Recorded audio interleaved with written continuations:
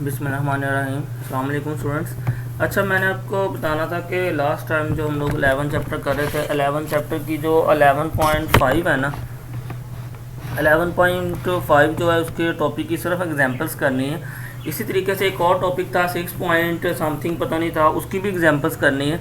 आप उन एग्जांपल्स को देखना, अगर मतलब कि आपसे कोई डिफ़िकल्टी हुई तो हम लोग उसको एंड पे कर लेंगे, ठीक है। अभी हमारे पास टाइम है काफ़ी, तो इसलिए मैं उसको ना छोड़ रहा हूँ, तो वो हम लोग बाद में भी देख लेंगे, उसका कोई मसला नहीं, ठीक है। आज अच्छा जो हम लोग चैप्टर स्टार्ट करने लगे, चैप्टर नंबर 8 स्टार्ट करने लगे कि सीक्वेंस एंड सीरीज़ का।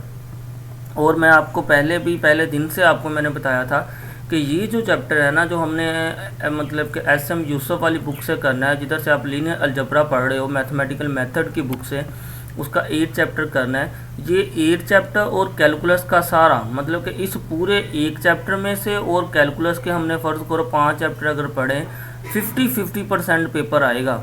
आप खुद ही देख लें कि कितना ये इंपॉर्टेंट चैप्टर है, ये एक चैप्टर, कि इस एक चैप्टर में से 50% और उस 5 चैप्टरों में से 50%। तो ऐसे ये आपका पेपर आएगा। मतलब कि ये चैप्टर जो है, ये सीक्वेंस एंड सीरीज़ वाला वेरी वेरी इंपॉर्टेंट है, ठीक है। और ये चैप्टर में दो बातें आपने नोट रखनी है कि ये चैप्टर बहुत ही आसान है और दूसरा ये चैप्टर बहुत ही मुश्किल है। ये दोनों बातें मैं क्यों कह रहा हूँ कि आसान, बहुत आसान, इस वजह से कह रहा हूँ कि जो बंदा रूल को याद रखेगा, अपनी प्रैक्टिस करेगा, उसके लिए बहुत आसान है। लेकिन जो बंदा रूल को याद नहीं रखेगा, मतलब कि प्रैक्टिस नहीं करेगा, उसके लिए बहुत मुश्किल हो जाना है, ठीक है। आप रूल को याद रखो, इसकी प्रैक्टिस करो, एक एक क्वेश्चन की प्रैक्टिस करो, तो ये बहुत ही आसान आपको मतलब कि मिलेगा। लेकिन अगर आपने प्रैक्टिस ना की इसकी, मतलब कि ना रूल को समझा, तो फिर आप लोगों के लिए बड़ा मुश्किल होगा, ठीक है। तो इसकी ना हम लोग स्टार्ट करते हैं 8.1। तो 8.1 के हमने क्वेश्चन तो करते हैं, डिस्कस करते हैं, मैं बताता हूँ। तो 8.1 स्टार्ट करने से पहले इसकी कुछ डेफिनेशंस हैं, ठीक है, उसको हम लोग स्टार्ट करते हैं। अच्छा, दूसरा मैंने आपको बताना था कि ये जो है ना, मेरे पास ये जो नोट्स मैंने अभी ओपन किए हैं, ये नोट्स हैं मैथ सिटी वाले। क्योंकि ये वाला जो चैप्टर है, अगर हम लोग की से देखें ना, उधर से ये इसकी बिल्कुल नहीं समझ आती, ठीक है। लेकिन ये जो मैथ सिटी के ऊपर ये नोट्स पड़े हुए हैं, ये बड़े अच्छे लिखे हुए हैं और बहुत ही मतलब कि हर चीज़ को उसने एक्सप्लेन किया हुआ है। ये बगैर आप किसी की हेल्प के इसको कर सकते हो, ठीक है। किसी को कोई पूछने की ज़रूरत नहीं पड़नी कि ये स्टेप कैसे है, ये स्टेप कैसे है, क्योंकि इसने हर चीज़ क्लियर की हुई है, ठीक है। तो ये जो नोट्स है 8 चैप्टर के, मतलब कि 8.1 करनी है, 2 करनी, 3 करनी है, 4 करनी, 5 करनी है। तो ये 5 की 5 एक्सरसाइज के जो नोट्स हैं, मैं आपको वो सेंड कर दूंगा, ठीक है। ये आप खुद भी मैथ सिटी से डाउनलोड कर सकते हो, वरना मैं ये आपको ना, बल्कि ये मैं आपको सेंड ही कर दूंगा, आप कहाँ डाउनलोड करते फिरोगे। तो ये नोट्स मैं आपको सेंड कर देता हूँ, ठीक है। अभी जो ये हम लोगों ने 8.1 स्टार्ट कर रहे हैं, तो ये नोट्स मैं आज ही ये अभी आपको सेंड कर रहा हूँ, ठीक है। तो इधर से आप देख लेना। अच्छा, अब इसमें सबसे पहले डेफिनेशन आ रही है, डेफिनेशन पढ़ते हैं कि सीक्वेंस, सबसे पहले कि सीक्वेंस क्या होता है। कहता है जी, सीक्वेंस इज़ अ फंक्शन, ये एफ एन फंक्शन को शो कर रहा है कि sequence is a function whose domain is the set of natural numbers and whose range is a subset of real number. मतलब कि सीक्वेंस क्या होता है कि ऐसा फंक्शन जिसकी डोमेन क्या हो, सेट ऑफ नेचुरल नंबर हो। सेट ऑफ नेचुरल नंबर अब आपको पता कहाँ से स्टार्ट होते हैं, 1 से होते हैं। तो इसका मतलब कि हम सीक्वेंस के अंदर ना हम लोग ज़ीरो पुट कर सकते हैं, ना ही कोई नेगेटिव नंबर पुट कर सकते। क्यों? क्योंकि सीक्वेंस होता ही ये है कि जिसकी डोमेन क्या हो, नेचुरल नंबर से स्टार्ट हो, ठीक है। और जो उसकी रेंज आएगी वो सबसेट होगा रियल नंबर कोई ना कोई।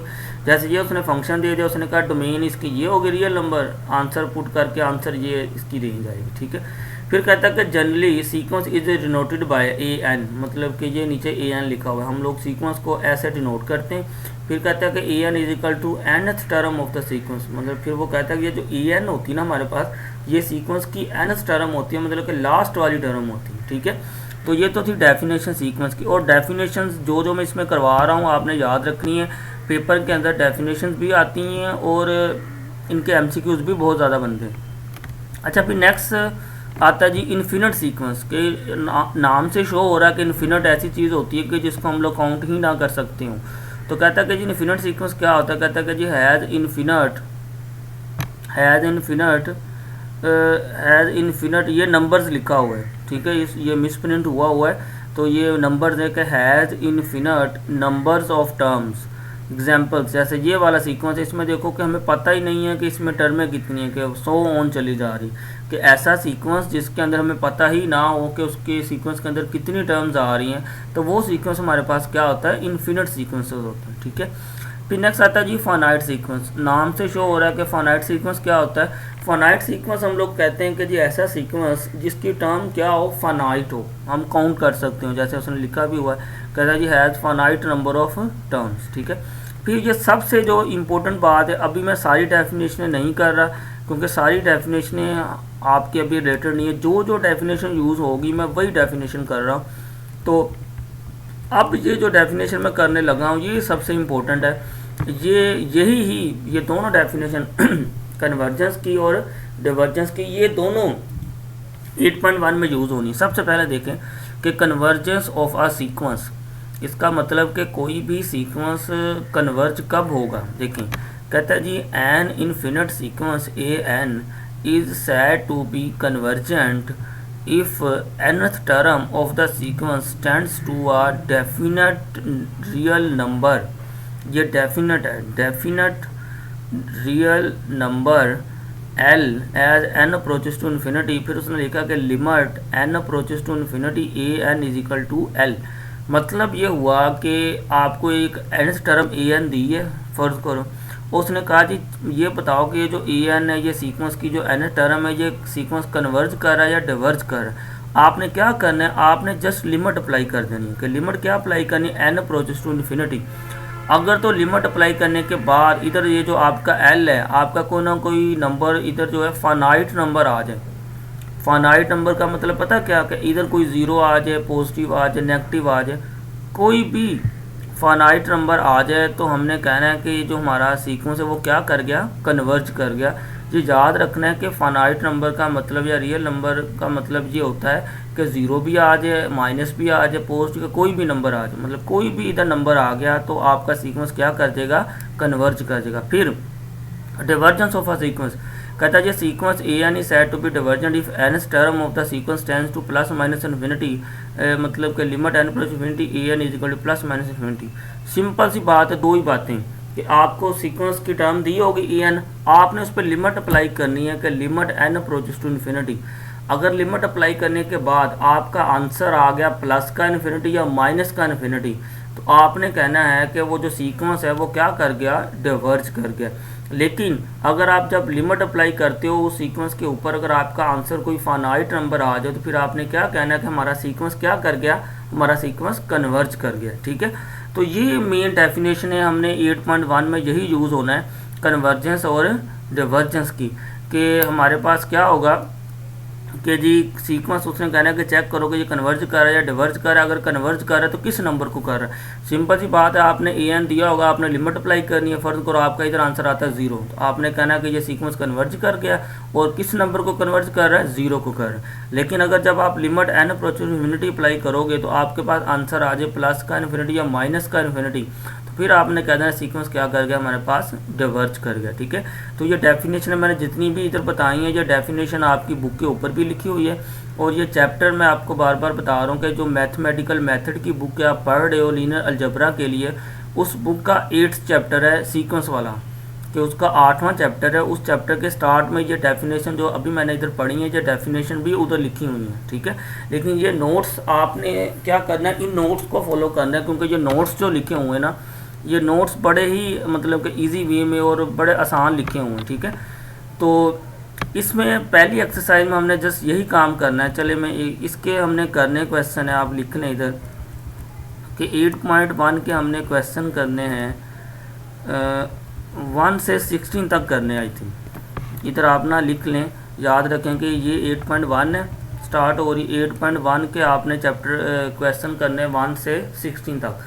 अच्छा, ये जो थोड़ा सा ब्लर हुआ है इधर, आपको रिकॉर्डिंग में ब्लर लग रहा है, लेकिन मैं आपको ये नोट सेंड कर दूंगा, फिर आपको उधर से क्लियर पीडीएफ में जो नोट्स हैं, तो ये आपको मैं अभी सेंड कर रहा हूँ, तो आपको उधर से क्लियर नज़र आएगा।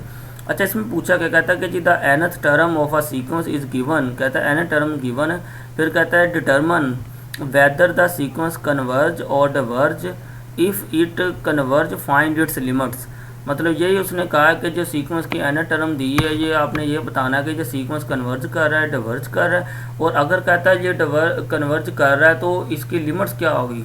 लिमिट्स का मतलब यही है कि जिस नंबर को ये कन्वर्ज कर रहा है वो क्या होगा। अब देखिए पहला क्वेश्चन है, पहला क्वेश्चन दिया था 2/n² + 3 अंडर रूट है, तो हमने वही है, हमने इस सारे को लिख लिया ए एन, क्योंकि उसने कहा हुआ कि ये ए एन आपको गिवन है, तो ए एन इसको इक्वल रख लिया। अब कन्वर्जन चेक करने के लिए जो वही अभी जो मैंने आपको डेफिनेशन पढ़ाई है उसमें जस्ट क्या करना है, आपने लिमिट अप्लाई करनी है एन अप्रोचेस टू इन्फिनिटी। तो देखिए ए एन के ऊपर मैंने लिमिट अप्लाई कर दी। अब आप देखें कि अगर हम लोग इधर लिमिट अप्लाई करते हैं तो n की जगह इन्फिनिटी आ जाएगा, या इसको थोड़ा सा और सिंप्लीफाई कर लो, इसमें से n² आप कॉमन ले लो। देखो जब n² कॉमन लेना है बाकी क्या बचना है 1 + 3/n², n² अंडर रूट से बाहर आके बन जाना है n, ठीक है। तो अब जब आप इधर लिमिट अप्लाई करोगे देखो n अप्रोचेस टू इन्फिनिटी, तो 3/∞ भी 0, या इसको ना भी देखो ये ऊपर 2 है नीचे इन्फिनिटी है, तो समथिंग ओवर इन्फिनिटी ये बराबर किसके होता है 0 के। या आपने याद रखना है कि समथिंग ऊपर कुछ भी हो नीचे इन्फिनिटी आ जाए, ऊपर कोई भी नंबर हो अगर, कि समथिंग ओवर इन्फिनिटी इक्वल होता है 0 के। तो इसका मतलब देखेंगे आपने ए एन के ऊपर लिमिट अप्लाई की, आपका आंसर आ गया 0। तो इसका मतलब क्या हुआ, देखो कहता है कि 0 is the definite number, so the sequence A N is convergent having limit 0। समझ आ गई ना कि ये कन्वर्जेंट सीक्वेंस है, क्योंकि जो इसका आंसर आया वो फाइनाइट नंबर है और ये कन्वर्ज किसको कर रहा है 0 को कर रहा है, तो इसका मतलब इसकी लिमिट्स भी क्या होगी 0 ही होगी, ठीक है। तो नेक्स्ट वाले क्वेश्चन भी हैं वो नेक्स्ट मैं आपको करवाऊंगा, अभी सिर्फ ये डेफिनेशन आपने करनी हो, ये काम करना है, क्योंकि ये हमारा लास्ट चैप्टर है। तो इसलिए मैं चाह रहा था कि हम इस चैप्टर को, ये चैप्टर है भी बहुत इंपॉर्टेंट है, तो इसलिए मैं चाह रहा था कि हम इस चैप्टर को ना थोड़ा स्लो ही करें, ठीक है। तो आज आपने क्या करना है कि डेफिनेशन है मैंने जितनी भी करवाई हैं और ये पहला क्वेश्चन है इसको आपने देखना है, तो नेक्स्ट हम लोग इसके मज़ीद क्वेश्चन करेंगे, ठीक है। और चैप्टर मैं आपको बता रहा हूँ कि सोल्यूशन जो है ना इसके, ये जो मैंने ओपन किए मैथ सिटी वाले आपने यही फॉलो करने, ये सोल्यूशन मैं आपको सेंड कर रहा हूँ पीडीएफ फाइल में पूरे चैप्टर के, ठीक है। तो आपने जो आपके पास हैंडबुक है या जो भी आपने उधर से नहीं देखना, क्योंकि उधर से अगर आप देखोगे भी आपको बिल्कुल भी समझ नहीं आनी, तो इसलिए आपने क्या करना है, ये जो नोट्स हैं ये वाले आपने इनको फॉलो करना है और इधर से ही आपने देखना है, ये मैं आपको सेंड कर रहा हूँ सारे नोट्स, ठीक है। ओके जी, अल्लाह हाफिज़।